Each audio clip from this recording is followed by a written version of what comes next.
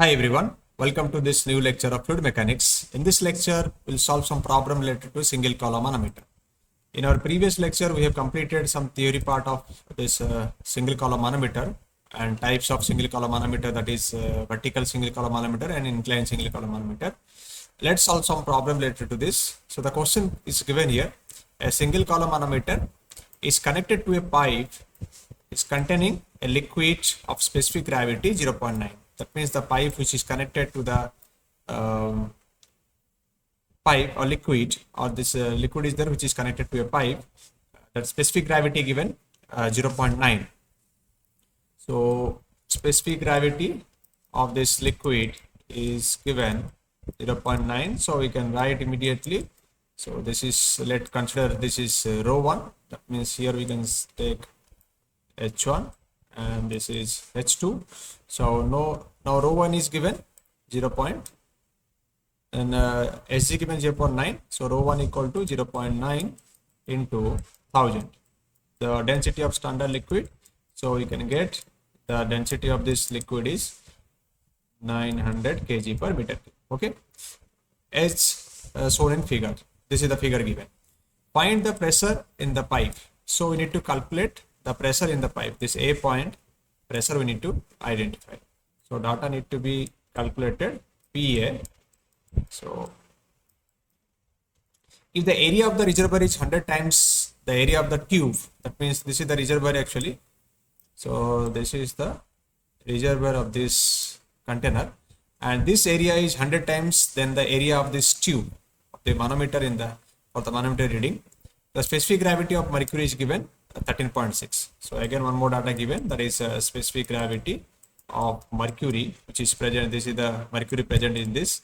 So this mercury specific gravity is given 13.6. You can see how much difference of mercury value from this liquid which is flowing in the pipe and the liquid which is present in the manometer. So for here we can calculate the density of this mercury. Let's consider that is rho 2.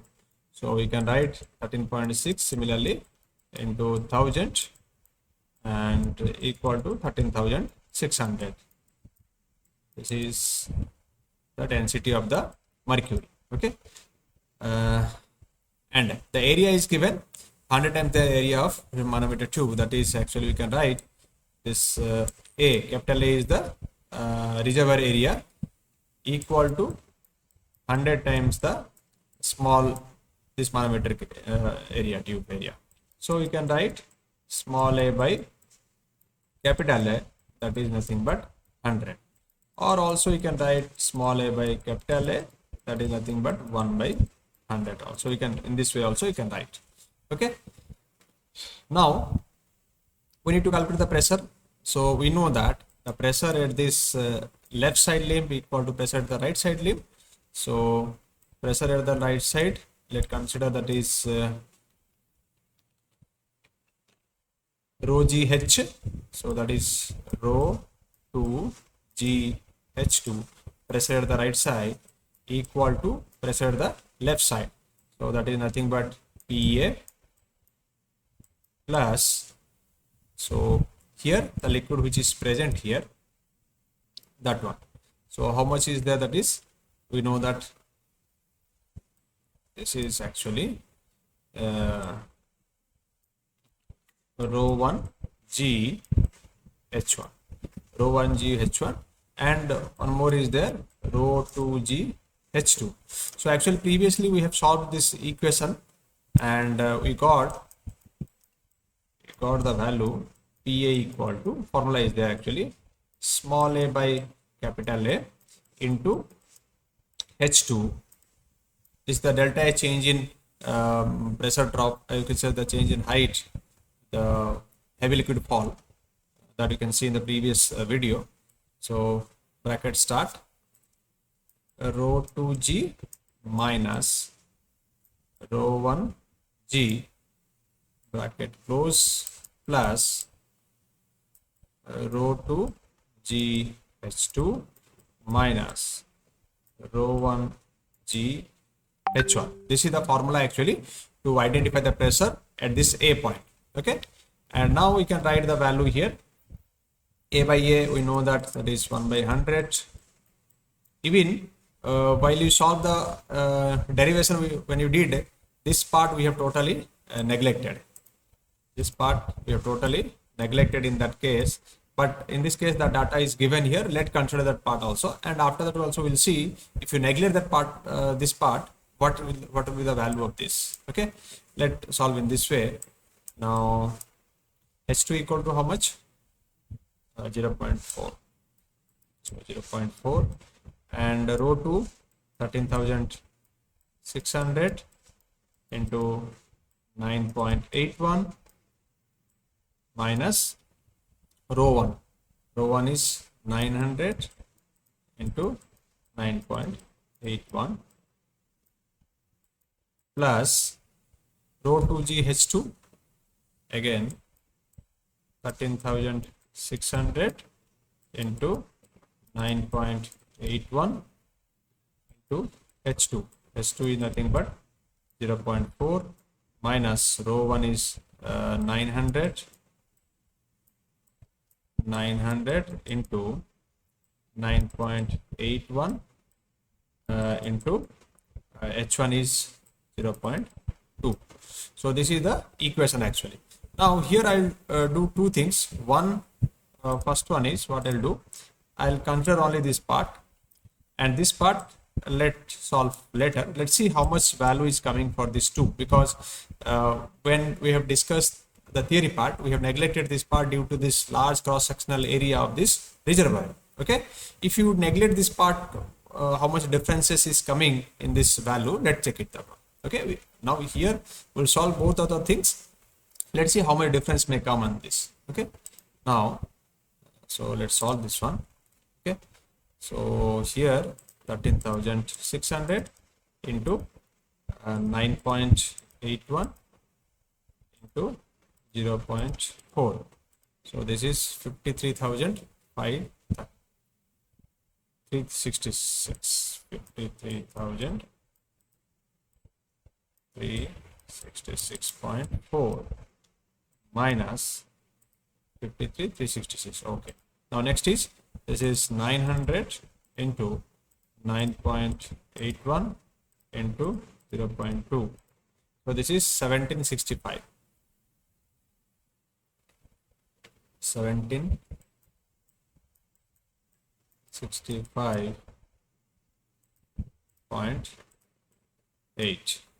Okay, if you deduct this value, so we'll get here, let's see, minus 53,366.4.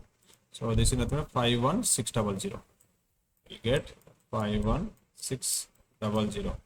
Okay, so this much Newton per meter square. Okay, now this one we can convert into centimeter square. We'll get 5.16 Newton per centimeter square. Okay, so this is the pressure of this pipe.